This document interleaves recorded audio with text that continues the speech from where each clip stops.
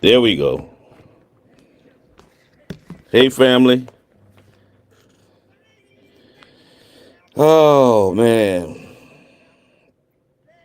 I know y'all can't hear the music because, well, you know how we get down on Fridays. We gotta mute the music, certain music, to keep Facebook from shutting us down. But it is what it is. Good morning, good morning, good morning, good morning.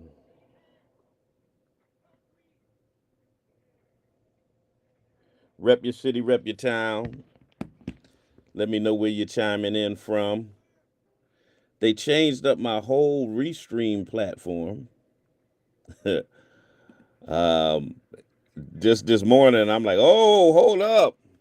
This don't look like what I'm used to. So that's why you see my name on there. I ain't figured out some of this stuff yet. They can't just be doing that after I've been using this for years. And then I wake up and it's completely different and revamped and everything. And a lot of my videos and files and graphics are missing. Anyway, boy, it's one of them days. But it's Friday. So thank goodness we're at the end of the work week. Even though at the end of y'all work week, those of y'all who do a 9 to 5, I ain't nowhere near the end.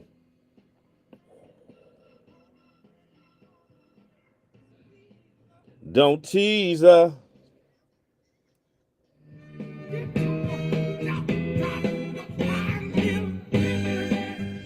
Hey, I'm back on Instagram, y'all. They had me restricted for a whole month for no reason. Nah, nah, nah.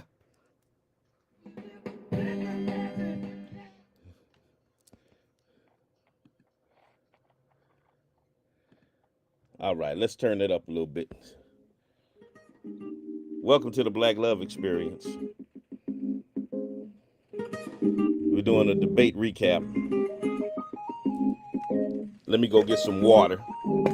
Might get a little hot in here.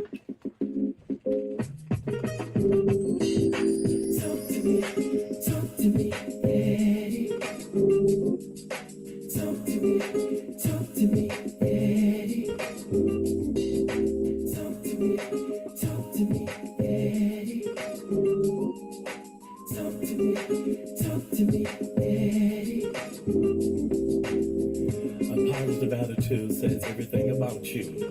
Attitude is a little thing that makes a big difference. Every day you get up, you've been given a gift. That's why they call it the present. And it's up to you of how you unwrap it. All right. Yesterday is history. Let's get it, y'all. Mystery. Today is a gift. So don't let the pain of your past bleed into your present. Rep your city, rep your town. Welcome back. When it's done with you, Instagram. Done with it. If it seems like you keep running into pigeons, it's an indication that you're flying too low.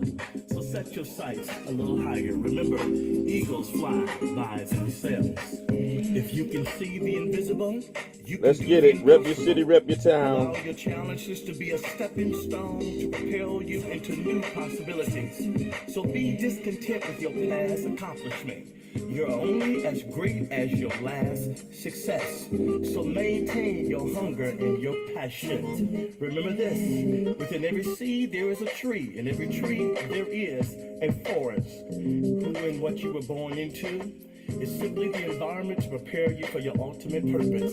It was not a setback, it was a setup. Your purpose and potential is bigger than your past pain or problem. Dedicate to you. Listen to your heart, don't let your mind fool you. Remember the talk that he gave to you. Do me a favor, like, share, subscribe, all that good stuff. Successful people will do the things they hate to get the things they love. Much of life is about sacrifice. You gotta give up something to get something. Success is not about what you've accomplished, but it's what you have overcome. For it's the test that you pass in life which qualifies you for the next level. You have to be willing to face your challenges and overcome them.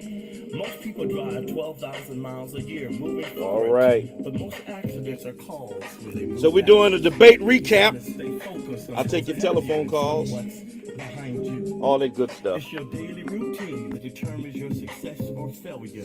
Whatever you practice at is what you become great at. What's more 90.7 WTCC. Good morning and welcome to the Black Love Experience. I'm your host, Bishop Talbert Swan the second, TGIF.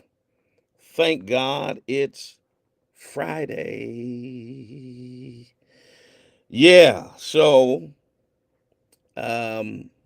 debate happened since my last time on the radio. So we're going to talk about it. Debate recap. Welcome to everybody in the Pioneer Valley, listening under our 4,000 watts, Connecticut, Vermont, Massachusetts, New York, wherever you're chiming in from. And those of you who are coming in through the World Wide Web, those of you that are on TuneIn Radio, iHeartRadio, and the various ways you get in through our social media platforms. Welcome back to my Instagram audience. It's been more than a month. I was just, restricted for no reason. And all of a sudden I can use it again today. So welcome to Instagram, YouTube, Facebook, wherever you are chiming in from. Today we're doing the debate recap. Tell me what your feelings are on the debate and all that good stuff. 413-736-2781. I got a song I want to play for y'all after I do this spoken word piece. If I can get it uploaded by my platform that I use for to stream this, all of a sudden changed. I guess they did a refacing, upgrade or something, and it was all new this morning. And I'm fuddling around trying to figure out how to do what I'd been doing for ages using this. And so anyway, we're here. So maybe I can get the song on, maybe I can't, whatever. Tell a friend, tell somebody Bishop is on the air right now. Rep your city, rep your town. Let me know where you're chiming in from. Like, share, subscribe, all that good stuff. We'll be right back. Don't you dare go nowhere.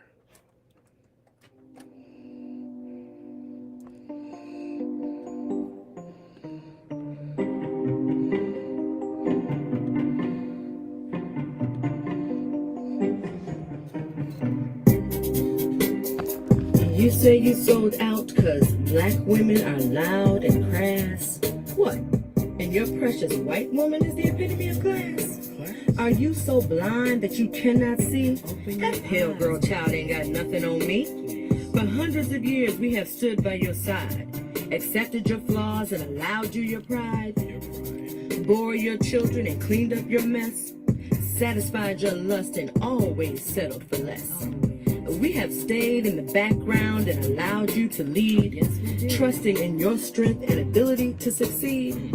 Never getting the praise and praise we deserve, but having the courage, the will, and the nerve, for being the backbone that has kept it together, for you and our children in all kinds of weather. And now suddenly you say we're not good enough for you. We forced you to sell out because of the things we do. Well, where was that white woman when that white man you hate was cracking the whip? In the boardroom, the warehouse, and on the slave ship. She stood by his side and didn't say a word, waiting for her own chance to rule and be heard. They're eating the dogs, the people that came in. They're eating the cats. They're eating the pets of the people that live there. And this is what's happening in our country. They're eating the dogs. They're eating the dogs. They're eating the dogs. They're eating the dogs. They're eating the dogs.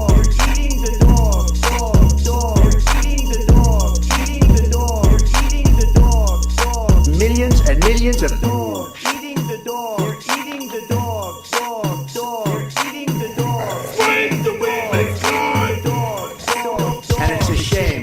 Eating the cat. Eating the cat. Eating the cat. Eating the cat. Eating the cat. Eating the cat. Eating the cat. Eating the cat. Eating the cat. Eating the cat. Eating the cat. Eating the cat. They're eating the dog. Eating the dog. They're eating the dog. Dog. Eating the dog. Eating the dog. Eating the dog. Millions and millions of dogs eating the dog. They're eating the dog. Dog. They're eating the dog. Eating the dog. They're eating the dog. And it's a shame. Eating the cat. Eating the cat. Eating the cat. Eating the cat. Eating the cat. Eating the cat. Eating the they're eating the cat. Eating the cat.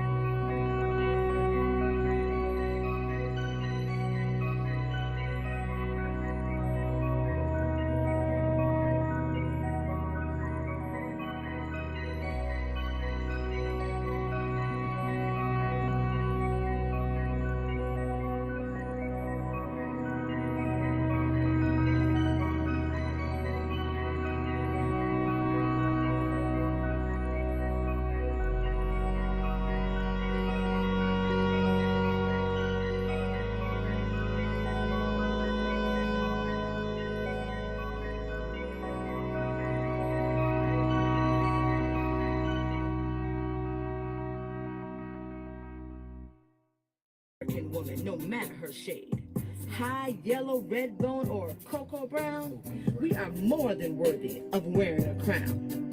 Ebony, mocha, or black as the night, it is we who have always shared in your plight. We are passionate, spiritual, loving, and kind. A more generous heart you'll never find than the one that beats inside the body of a Nubian queen, the hardest working, loving, giving woman you've ever seen. For we give and forgive until there's little left. Then we're forced to put up our guard to avoid your theft. The theft of our hearts and our trust, the very nature of our soul, by our so-called brothers who are just playing a role. And you wonder why some of us act as we do? Take a look in the mirror, because the answer is you. It's not enough that the white man has always tried to keep us down, but our own men act as though they'd love to see us drown. And white women have never invited us to join their equal rights struggle. So we're out here alone with a million things we juggle, raising the children that black men leave behind, and dealing with the racism of the daily corporate grind. Damn, it's no wonder some of us are loud. Hell, we're just trying to be heard. In a world where everyone, including our men, ignore our every word. Where are the brothers who understand a black woman's worth? Right here, who will protect and stand by us, for we are the salt of this earth. We birthed you, raised you, and showered you with love. It was we who taught you to love your creator. You spit your coffee out. We gave you all we had and taught you to be men. Open your eyes, it is us, your black sisters, not Bo Derek's kind who rate a perfect 10. And one final word for the sellout to claim to be brothers. When you turn your back on us, you disrespect your mothers. Did you hear that? 90.7 WTCC. That's a response to the sellout. That's Rhonda Swan. You can check her out everywhere where they stream music. Spotify, Pandora, Apple Music, all of those places. Check her out. While you're checking her out, check out my son T Swan. It is his birthday today. My baby boy, my namesake, my main man, is 30. Whoa. Y'all shout out happy birthday to my son Talbert Swan the third, aka T Swan is his stage name as a music artist. And then while you're checking him out, check out my daughter Talon. She goes by the name Talent, Talent. So check all of that out. I told y'all they changed everything on this restream, so I was a master at it, and I was trying to set up the the audio for the eating the dogs, and it started playing in the middle of my clip. I'm like, hold up, now what is going on here? Something ain't right. um, so anyway, somebody said they spit out their coffee. Um, they spit out their coffee because um, the eating the dogs and the cats. That listen, that was part of the presidential debate.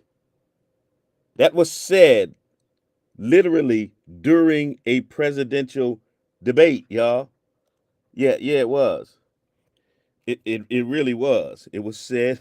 Let me play it for you again. I think I got it right this time. Check it out. It was played during a presidential debate. Peep it. The dogs, the people that came in, they're eating the cats. They're eating the pets of the people that live there. And this is what's happening in our country. They're eating the dogs, eating the dogs, they're eating the dogs, they're eating the dogs, eating the dogs, eating the dogs, eating the dogs, eating the dogs, eating the dogs, millions and millions of dogs, eating the dogs, they're eating the dogs, they're eating the dogs, eating the dogs, and it's a shame. Eating the cat, eating the cat, eating the cat, eating the cat, eating the cat, eating the cat, eating the cat, eating the cat, eating the cat, eating the cat. Up, that's too much. They're eating the dogs. Okay, I gotta get that off. Eating the dogs, eating the dogs. Okay, I had to hide that. I didn't realize the twerking was going on there. Um, but that was said during. Listen, it was said during a presidential debate. Not only was that said during a presidential debate, check this out. It was alleged that in America they do after-birth abortions. Now I get it. I understand abortion is a big topic. Um, you know, when having political discourse, theological discourse, all kinds of discourse. But this dude really said after the baby's born, they do abortions. They don't do that anywhere in America. There were so many lies that were told. So many lies. Listen, the debate was it was supposed to be high stakes between Vice President Kamala Harris and former President Donald Trump. It was supposed to be one of the most significant political events in the lead up to the 2024 presidential election. Now, Trump has said since the debate that he won, and because he won, he won't debate again, and she's going to have to beg him to debate again because the loser, this is what Trump said, the loser is the one who seeks a rematch. So she should be seeking a rematch from him. He's not going to worry about it because he won hands down. First of all, let me ask those of you who are in the audience, who won? Trump? Harris? Nobody. Y'all tell me who you think came out victorious in terms of that debate. Let's go to the phone lines. Good morning, caller. Good morning, Bishop. Yes, I'm thanking you for that song that you played from your sister, Talbert Swan. It was just music to my ears. And the debate was really just Kamala. It was all Kamala. Kamala tore it up, and she was presidential. I believe Donald Trump is not presidential, and that's why he can go so low to talk about other people's, eating the cat, eating the dog. And I love the song you played, eating the cats and eating the dog, because that is literally what he said about the immigrants coming here, that they're eating cats. And particularly Haitian immigrants. Let's not get that lost in the mix. He's blaming it on black folks. Remember when he was president, he called Haiti an S-hole nation. Yes, sir. Yes, sir. He demeans every other group if they're not a white supremacist. And they mentioned nothing about reparations. I noticed they stayed clear about the focus that black people are concerned about. They didn't touch on that. Absolutely, and we're going to talk about that. Yes, sir. Thank you, Bishop, and congratulations to T. Swan for his birthday. All right, thank you much. Yes, sir. 413-736-2781. She's absolutely correct. They did not talk about reparations. They did not talk about a number of things that were in the purview of black people, that were concerns of black people, and particularly black men. I did an interview with WVON with Atiba Buchanan and Darlene Hill, and we talked specifically about the concerns of black men in this particular election. Good morning, caller. You're on the air. No. Good morning. Yes, thank you. Yeah, so Kamala Harris pretty much chewed him up and spit him out. The bottom line, she just did to him what he called himself doing to Biden, but she did it with a lot of more professional, in a more professional way. And so the bottom line is she did what she was supposed to do.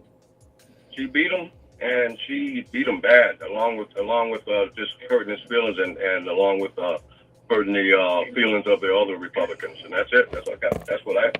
That's not what I feel. That's what it is. All right. And that's not what I think. I hate when people use that word. I think, okay, it is what it is. You have a good day. All right. Appreciate the call. 413-736-2781. Chime in. Who won the debate in your estimation? Who won the debate? As I said, it was billed to be one of the most significant political events leading up to the election. The polls were showing a tight race. And they built up the debate saying that both candidates had either much to gain or much to lose based on their performance. Given the current climate, the pressing issues like voting rights, police conduct, the economy, etc., it was supposed to be a big thing. Now, Kamala Harris, who was known for her questioning style, but of course it wasn't a debate where she could actually question the other candidate. Her ability to stay composed under pressure and having an understanding of legal and civil rights, she needed to overcome perceptions that she has sometimes struggled to articulate her vision clearly or to connect emotionally with particular voter demographics, black men being one of them. Trump, on the other hand, had a track record of using debates to create chaos, to basically overtalk folk, dominate the narrative, using an abrasive style and his propensity to lie. Somebody called them falsehoods. No, they're lies. But he has maintained a firm grip on his base, by framing himself as an outsider, by somebody who tells it like it is. And so, going into the debate, there were key things that both candidates were supposed to do. Um, so, Vice President Harris um, was supposed to go in and maintain her poise and composure because of Trump's debate style, which was characterized by interrupting, name calling, aggressive rhetoric, that she was to maintain her composure and avoid being drawn into his chaos. I think she did a good job at that. Um, um, then she was supposed to focus on policy and substance, to draw a contrast between her policies and Trump's record. Um, um, we were looking for her to emphasize her commitment to voting rights, to police reform, to economic justice, to frame herself as the candidate for progress, um, to come with facts and stats and counter, Trump's claims. She gets mixed reviews on that because they really didn't touch on things like economic justice. They didn't talk about, as the caller alluded to, didn't talk about reparations, um, didn't talk about the commitment to those important issues, at least for my voting demographic. Um, Talked about Israel and an undying love for Israel, but not for black people, not for black issues. And to me, that was unfortunate. Um, she was supposed to come in and connect with voters on those pressing issues. I don't think she did a great job at that. Um, Donald Trump, of course, was going to come in and attack the record, the Biden-Harris record, focus on the perceived shortcomings of that administration, particularly inflation, economic instability, and all of that, to create a narrative that framed Harris and Biden as part of a failed establishment. He didn't do a great job on that because he, as usual, got caught away and took the bait and started talking about crowd sizes and they're eating the dogs and and foolishness like that.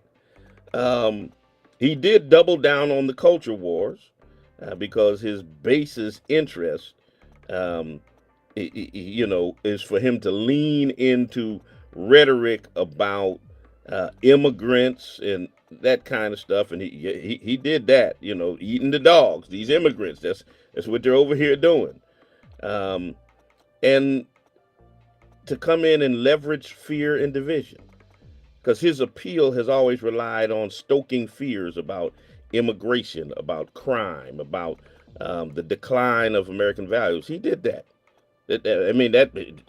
That's what his goal. He came in talking about these crazy immigrants that are eating cats and dogs.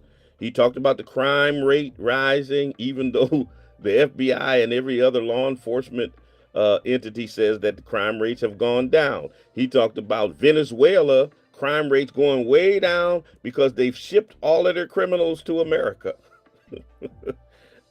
He leaned into that divisive rhetoric. So if that was the part of the goal of his debate goals that he was prepped for, he did that. But the pressing issues of concern, we really didn't get the substance of that from either candidate in this debate. Good morning, caller. You're on the air. Good morning, Bishop. How you doing? I'm good. I'm listening to you when you were talking about what Trump has said about the. Turn your radio down. Turn your radio down. Mm-hmm. Who set this thing? Hold on 1 second. Turn it off. I said I was listening to you.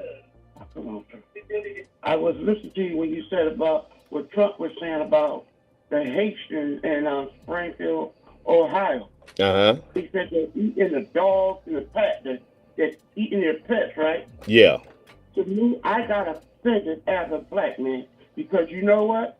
That's a racist, straight up racist. Absolutely. So they're from Haitians, but they black folks. When you talk about black folks, you're also talking about me. And then we got a whole lot of black brothers and sisters for Trump. What's wrong with them people, brothers and sisters? He already said he don't care nothing about them. What's wrong with our brothers and sisters? They need to wake up. I don't disagree with you. I don't disagree with you at all. 413-736-2781. 413-736-2781. The pressing issues, again, of the campaign that I feel should have been at the forefront of the debate kind of never made it there. Voting rights. With these ongoing attempts to restrict voting access, it's a vital issue. And I thought that Kamala Harris could have positioned herself as a defender of democracy, and Trump would continue to push baseless claims about voter fraud. But they really didn't get into that particular issue. Good morning, caller. Good morning, caller. Goodbye, caller. 413-736-2781. Police conduct and racial justice. That really didn't get talked about. I felt like it was an opportunity for the vice president to address the questions about her record as a former prosecutor, to potentially convey a compelling vision for ensuring public safety while reforming the criminal justice system. And Trump, of course, would try to tout himself as the law and order president, but they never really got into that particular frame of conversation. Surprisingly, they really didn't even talk about the economy. I mean, the little snippets, but not as a substantive conversation. And maybe the moderators are to blame about the fact that they kept allowing Trump to come back in and talk about stuff, and get off on tangents about eating dogs and stuff, instead of dealing with the substantive issues that the American people wanted to hear them talk about. Rising inflation, economic insecurity, concern many people across the country. There needed to be presented a clear plan for economic recovery, job creation, addressing income inequality. Black women still make 66 cents for every dollar that a white man makes. So I thought they would do more on the economy. And then, this whole repression of Black history, this whole attack on DEI and CRT and affirmative action and all of that. You got states across the country that are passing legislation to restrict how Black history and systemic racism are taught in schools. There should have been an emphasis by Vice President Harris on the importance of an honest and inclusive curriculum. I would expect that Trump would have continued to push back and talk against DEI and CRT and all of that kind of stuff, but they never really got there either. The stakes of the debate were high, given the tight race that was indicated by the polls, and particularly high for undecided voters. The debate was framed as the thing that would be crucial in shaping their perceptions of each candidate's leadership qualities and their policy stances, although they didn't talk much about policy. They didn't talk much about vision. And so whether or not the debate served its purpose as a critical moment, the jury is out. Of course, it was an opportunity for both candidates to solidify their base. I think they both did that. Trump's crazy base loves they're eating the dogs, this stuff. So playing to the base. That's the thing that both of them did well. Play to their base. Um, um, I don't think anybody that was a Trump supporter walked away from that debate saying, "Okay, I'm going to go vote for Harris," and nobody who was a Harris supporter walked away from that debate saying, "I'm going to go vote for Trump." Um, so I think that's probably the biggest thing that each of them did was solidifying their base.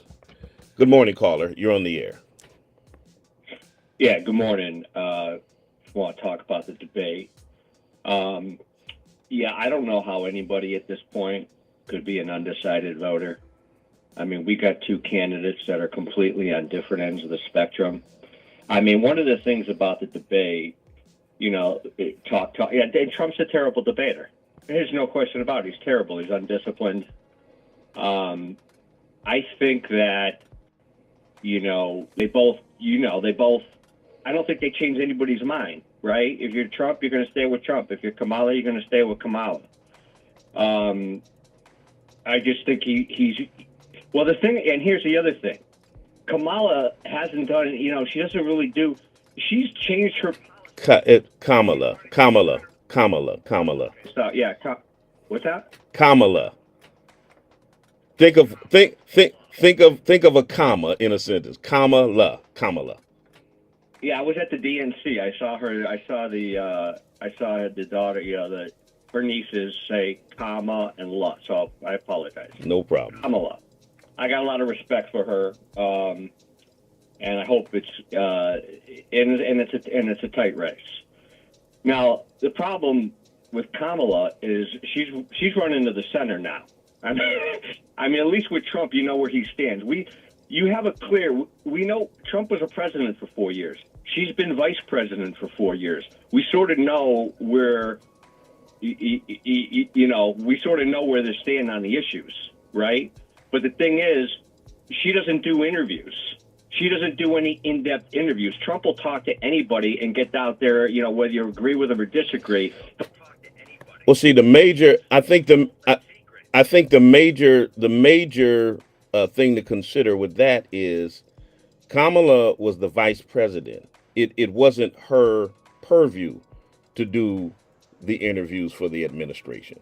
It was on the president, and it was on the press secretary to do the interviews. Of course, she can do them now, and she is doing them now. She's only done she hasn't really done any in-depth sit-down, get deep into the weeds. Yeah, she has. Have you been paying attention to the media? She's been doing sit-down interviews. You guys just have to watch them. Trump's, I think it's like four. I haven't really seen any. I saw her do the softball interview. Yeah, but again, why doesn't she go? Why doesn't she talk to somebody like even she go? How does it go on Fox News? Well, for what? Why would she go? Why would she go on Fox News? Come on, be serious. Fox News. Come on. Let's just be serious. Fox News is an arm of the Trump Trump campaign. Let's just be for real.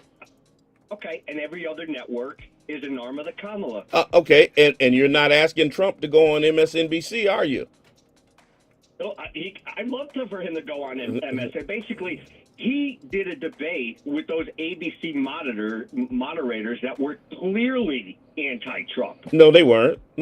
See, here's the thing that kills me is that Trump supporters are upset with the moderators for fact checking. Listen.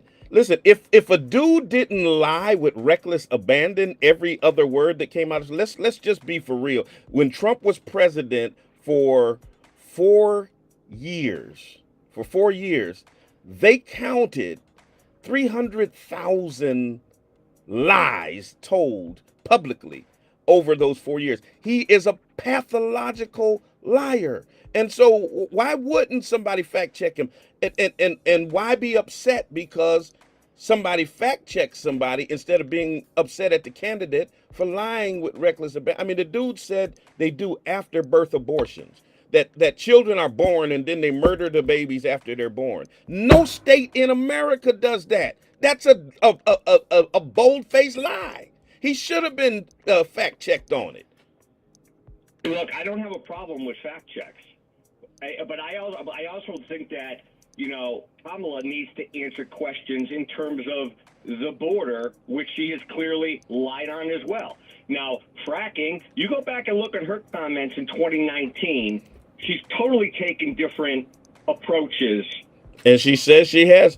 And she says she has. President. She says she has. She says she has. She says she's changed her mind. She says that no. She said that she got more information and came up with a more informed position on it. Now, don't act like candidates and politicians don't do that. Let's talk about Trump's abortion stance. He was for abortion, then he was against it, then he was for it, and now he's against it again. And on a number of subjects, he was for and against. So when it comes to flip flopping, he's the king of flip flop. So let's not do that. Well, no. At least he goes out there. Listen. She needs to explain she was in charge of the border. She was not in charge of the border. That's misinformation. That's a talking point that you all know. She was not in charge of the border. You all keep saying she was the border czar. That's the Fox News. No, she wasn't. That's the Fox News interpretation of what Kamala's responsibilities around the border was. No, they did not. They did not call her the border czar. I got to take some more calls. Thank you for your call. Good morning, caller. You're on the air. Yes, good morning, Bishop. Thank you. I think there's a couple of things we have to consider here. With the anchors, they may have picked the question, but they did not control what was coming out of Trump's mouth. They did not control his demeanor. He could have been smart enough to act accordingly, to act presidential. That was his choice, and he didn't. Well, here's the thing. The moderators, it's not like the moderators were ganging up on Trump. They were correct. They were correcting lies that he was telling. It was called fact checking. And it's what's shameful is when you support a candidate and you get mad at moderators for fact checking, but not mad at your candidate for telling lies. Exactly. And I think, supporters of Trump, let's deal with reality. They're overlooking the lies that he tells. I mean, he draws a clear picture as to who he is, what he thinks, how he feels. And everybody's ignoring what they're seeing and what they're hearing. I don't understand it. And the other thing with the vice president, she just got picked, like 3 weeks ago or something? And I would just like to ask the last caller, how much could you accomplish? How much could you do in 3 weeks? She can't be everywhere and do everything. There's other things that she has to focus on. There's other things that she has to pay attention to. She can't be just on every TV program and They wanted to come on. They wanted to come on Fox News. that's what they so Sean Hannity and them can gang up on her. And I mean, Fox News is an arm of Trump's campaign. We all know that. Exactly. I mean, that would just be walking into a battle. Right? Now I'll go on Fox News. I have gone on Fox News and been double teamed and still smoked them. Yeah. Well, and then this stuff that they're talking about, that it was 3-on-1. I mean, that is so ridiculous because actually, like what you said earlier, they allowed Trump to go with his rants, but when the vice president, when they had to ask a new question and she was trying to respond to something he said before, they wouldn't allow her. Absolutely. Appreciate your call, bro. Yes, sir. Good morning, caller. You're on the air. Hi. Good morning. So, two things. One is I challenge anybody to re-listen to the whole debate and see how the moderators was allowing Trump to speak and to speak when he wanted to respond. Absolutely, and they were supposed to not have a hot mic, but they kept letting him get in and interrupt, and when they were moving on to another question, they kept letting him continue to talk. Exactly. So, as far as anything other than that fact right there, that's just fake news. The other thing is, have you ever went to a dealership? And I sold cars for 30 years, right? So have you ever went into a dealership and bought a car from a salesperson, and then you regretted buying that car from that salesperson, and which you never bought it from that salesperson? So my opinion, the people, and I hate using that word, but people are basically they basically ran into a salesman, and they ran into a salesman, and when you see when you think about why certain ethnics are voting for Trump, they ran into a salesperson, and at the end of the day, they're going to be like that customer that walked into the dealership, and ran into a salesperson, and then said, "I wish I never bought that car from them," because just like everybody else that has supported him of different ethnics than his, they had a temporary satisfaction of being on television or what have you, but that was it. The people that go buy these new cars from some salespeople, they had a temporary satisfaction of getting that new car, but after they got that new car, they were like, "Oh, like just anybody, just buy another salesperson." Absolutely. That's my comment on that. These people that are voting for him of different ethnics, they just ran into a salesperson, and at the end of the day, they're going to regret that. All right. Appreciate your call. All right. Let me take another phone call. Then I'm going to go to the Twitter space. Alicia, I see you in the space. We're going to get to you in just a moment. Good morning, caller. You're on the air. Good morning, Bishop Swan. This is Coochie. How are you? I'm good, thank you. Thank you for your show. I just want to say, first of all, it irks me every time I see Donald Trump with 34 felonies. Why is he even on the ballot? And why is he on national TV representing to run for the highest stake in this country, which is the presidency? So until we make some noise about that and protest these types of behaviors, we must continue to stay where we are. All right. There are folks who cannot vote because they have a felony. So that's all I want to say. All right. Appreciate you.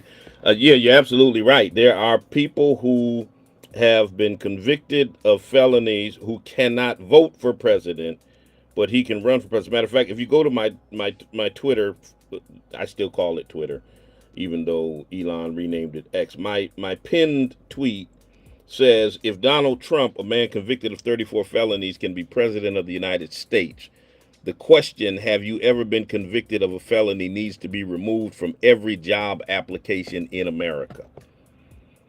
Because if you can be the president of the United States of America, or what Maya Angelou called the yet to be United States of America, then it shouldn't matter if you got a felony if you're applying for any other position in America. Let me go to Alicia Campbell in the Twitter space. Alicia, you got the microphone first. Now you can bust like a bubble. Unmute your mic. 413-736-2781. 413-736-2781. Alicia, you're in the space. All right. We're waiting for Alicia to unmute so we can get her in here. In the meantime, those of you who want to chime in, you can put your comments in. You can certainly call in at 413-736-2781. So one of the things that when I was on WVON, we talked about with Atiba Buchanan and Darlene Hill, was the black male vote. Um, Let me see if I can pull up what I had to say. I think Alicia's having some trouble um, getting her mic unmuted. So if you put your um, request back in, we'll definitely get you back on the line. Let me see if I can find what I want to find in terms of the specifics of what I talked about when it came to black men and to reparations, because we dealt with both of those particular issues, which I thought was important to talk about. Um, and we did this interview prior to the debate.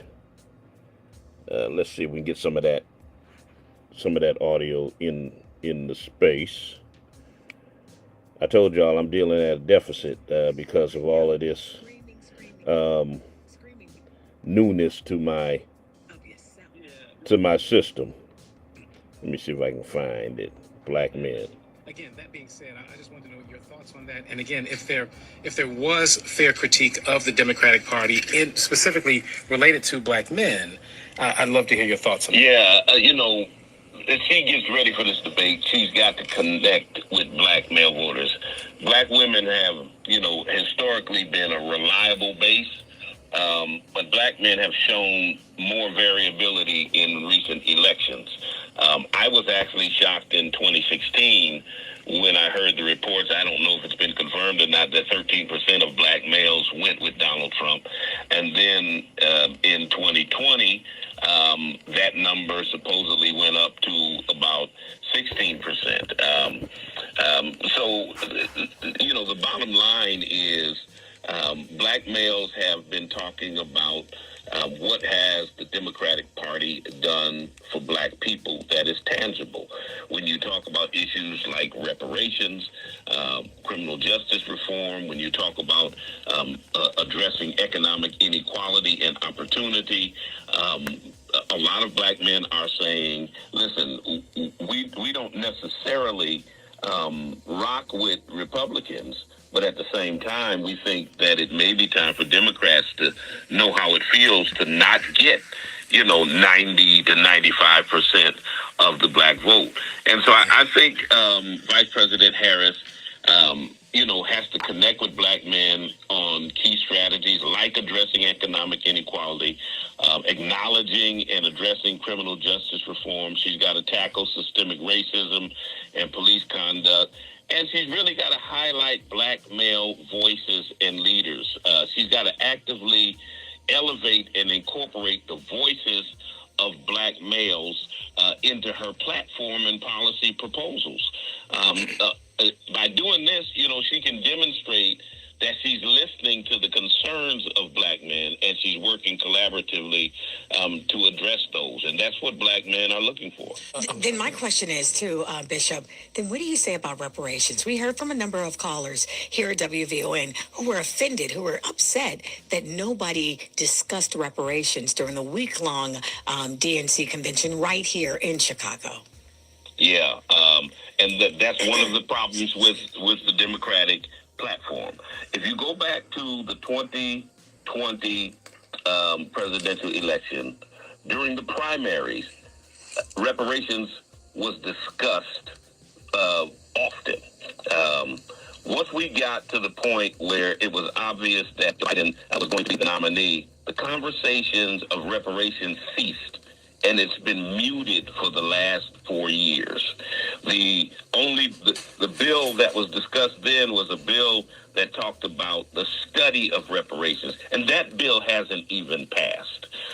And so when people, reparations only becomes controversial when it comes to talking about it in the context of paying reparations to the descendants of enslaved Africans. Reparations was not controversial when paying Japanese for being interred during World War II.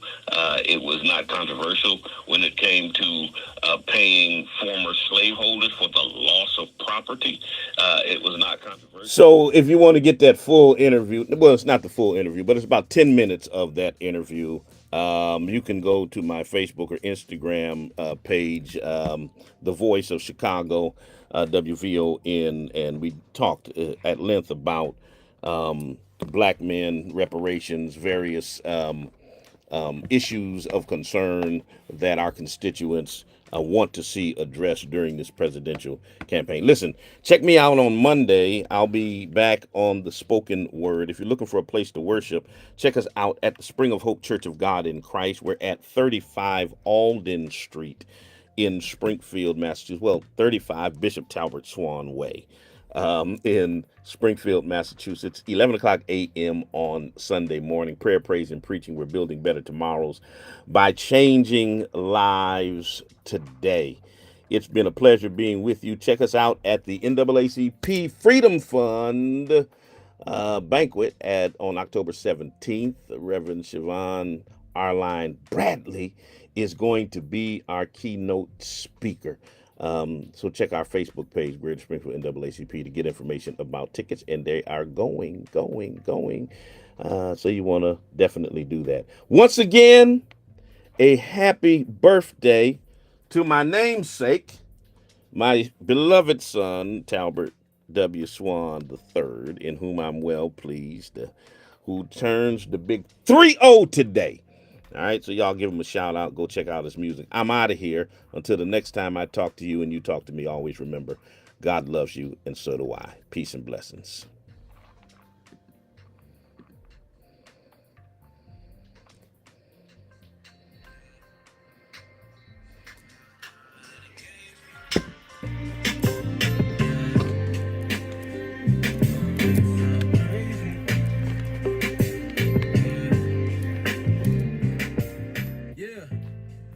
For all the brothers that passed, but more particularly one because it affected me drastically. I remember my sister gave me the call and I was in awe. Matter of fact, it felt the farthest from reality. She seen somebody post RIP with his name and I said I doubt it's the same friend I had since the 7th grade. She said I'ma call her sister and double check, and called me back, said he hanged himself in his room and had been there for days. Initially it didn't hit me, then it clicked, and I remembered that I hadn't seen or heard from the homie all week. Wish he had told me what had him feeling lonely and weak. I guess everybody got demons we don't even speak of, cause I was with him exactly a week before the call. Just under 20, he couldn't even purchase alcohol. My best friend for like 6 or 7 years. I'm not ashamed to say I shedded plenty tears, but it was hard. He was somebody I had plenty memories with. The first person I ever burned any trees with. The worst feeling is knowing that you would leave us in all this grievance without a reason. One of the first people to ever believe in me. When it came down to it, you knew you could call me if you needed me. Cause that information I wouldn't have ever imagined. It's sad thinking about it. I ain't happy that it happened, but it made me. There was plenty times when I thought that it would drive me crazy. But looking back on it now, I see all the drive that it gave me. I learned more about why I am who I am on the daily. I know it may sound crazy, but I'm glad that it made me. Yeah, was born the son of a pastor. He was who I was named after. Matter of fact, I even got some of his characteristics. Both of us got messages for the people. I just do mine with rhythm on beat. He do his on the pulpit with scriptures. Well connected, respected in the community. Ever since I was little, I felt like there was some pressure on me.